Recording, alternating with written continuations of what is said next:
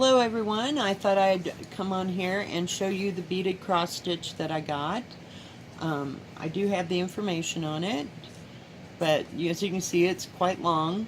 I did get the smallest one they had. It was 131 by 54 centimeters, and I paid $56.93 for it. That was a sale price that they had, and it was from shop 1261789 store on AliExpress, and they call it Plant Pattern Blooming and Wealthy number 815. And I just wanted to show you this. It's on 11 count 80 cloth, and the actual whole piece is 510 by 174, which is all of it. And after you get done beating it, you put it in cold water, and then all the colors that are on the pattern, you'll see that I'll show you here in a minute, they all go away after, and you have to stitch each part here. I think this is actually beads, and that might be beads, but this is all embroidery of some kind down here. I'll put this up a little bit closer so you can see it. I know it's not real straight. There you go. And let's get this out of the way. This is the instruction sheet, and it shows a pattern for the entire thing. I won't open it all the way, but you go page by page of this and put in your beads, and I'll show you where I'm working. And I've already done this section right in here, and you can see I put dots, that way I know where I'm at on each side. It did come with all the beads, and it came with we'll call it cotton embroidery floss. I did go out and buy DMC white. I don't know if that's 5200 there or not, but you know what I mean.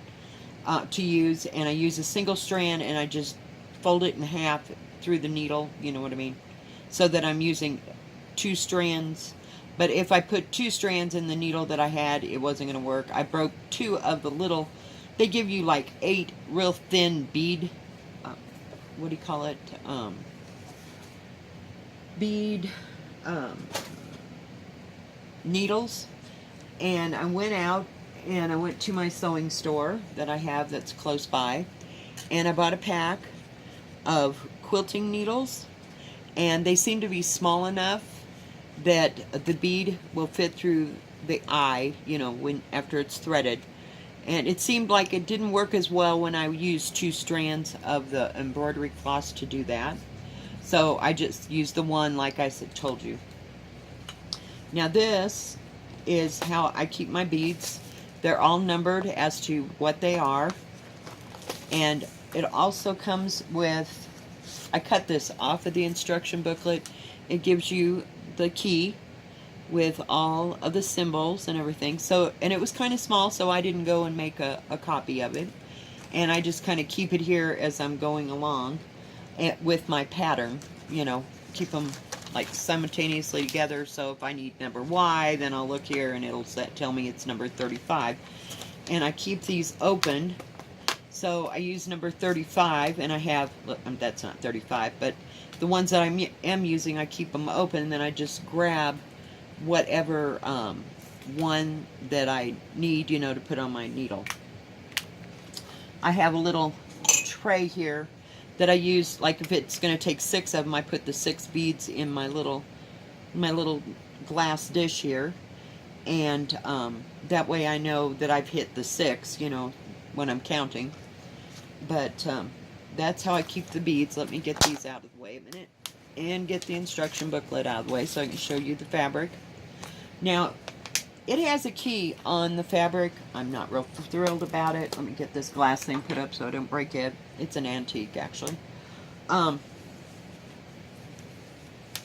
It has the whole, let me see if I can put a light on it. The whole thing is printed out on here. Let me see if I can unroll it all. So you see, you work the whole thing, and it's got a grid, so you can tell on your piece of paper how to do it. And then once you're done, you put it in cold water, and all this color goes away, and it'll come out of the thread, actually, and away from the beads. But I couldn't see it just by using the key here and then the key that's on here, because the colors weren't different enough, and that's why I had to go to the paper thing that I have here to do it. And this is all that I've done of it. And so far, I'm going, like, I will go up to here until it meets this row, and then I will do this part up until it meets this row, and then I'll go right straight across and just keep going across and across and across, changing out my colors as I need to. And it goes really fast. Well, I wouldn't say as fast as diamond painting, don't get me wrong, but I just wanted something else different to do. So this is what we're doing. And I think it'll be nice once it's done, if it's ever done. It's probably, I don't know, 6-8 feet long. I don't know what I told you it was. It's 107, no, it's 510 long. So, let me see. Let me move my light out of the way. So, it's fairly long. Let me see if I can gently lift you up. But it goes the full distance across my desk over here to about right here. Can you see that, my hand? So it's fairly long. I would say it's a good, at least 4.5 feet long, the picture, maybe, altogether. So, whoops, coming down, coming down, coming down. Whoa. Whoa, sorry people, you hit a rock. Hit a rock. Oh, there's no rocks. It was just uneven ground. But yeah, and I think it's really pretty when it gets done. You know? So we got some of it. Whoops, I'm trying. Focus. There you go. So, we'll see how it goes. You know, and it's kind, I would call it slow going, because there's nothing fast about this, guys.